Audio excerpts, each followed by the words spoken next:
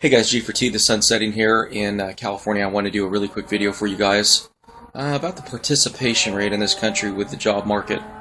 Just watched Peter's video and he talked about the job numbers, the headline job numbers, and really buried underneath the numbers is the fact that many Americans are just giving up on the looking for work, the sustainable work that you can support a family on.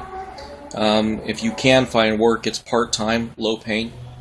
And what does that mean for our future? What does that mean when we are having a nation of men and women that are just no longer participating in the workforce? I haven't participated in the workforce for 5 years. So I think I have a little bit of insight and understanding of what exactly is happening. I think part of it's automation. That I think we need to address.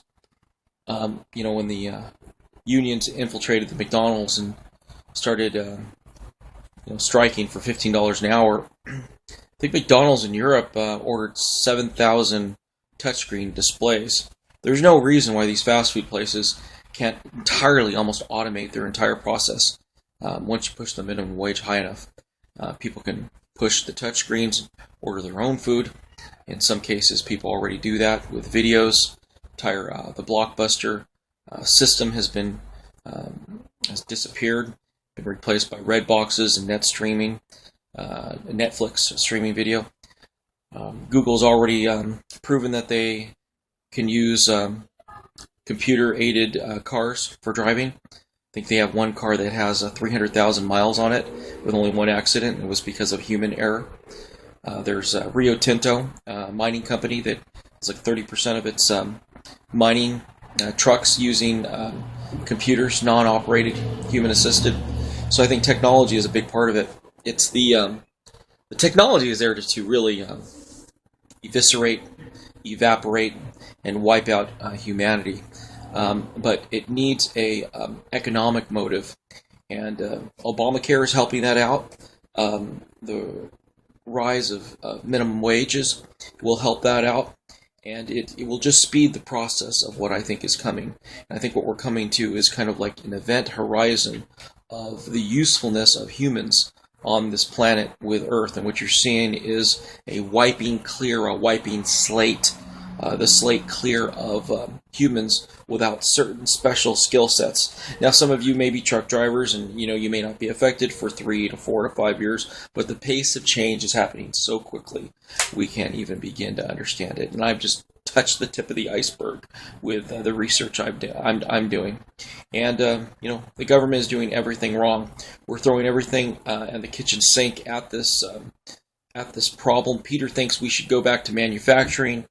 I think we're too far gone. It's, I think, 30%, now 10% of the economy is in manufacturing. Most of our jobs are sent overseas.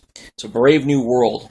I don't say that I have all the answers, but I can tell you that people are dropping out of this job economy like flies as companies pare down workers to 25 hours a week so they don't have to deal with government mandated health insurance. There is almost no reason to work. There's no reason to work. You can almost make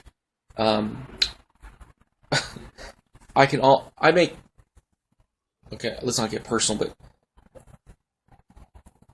in America, it's getting to the point where you can almost make more not working than working, if that makes sense. Theoretically, they were talking about a single woman with 3 children, and they were explaining that because of the benefits that the government gives out, they have to jump to like $35,000-$40,000 to equal the benefits, and that's just not happening. So anyways, so let's just cut to the chase here. If you're looking for an economic recovery like we had in the past, it's just not there. It's not going to happen.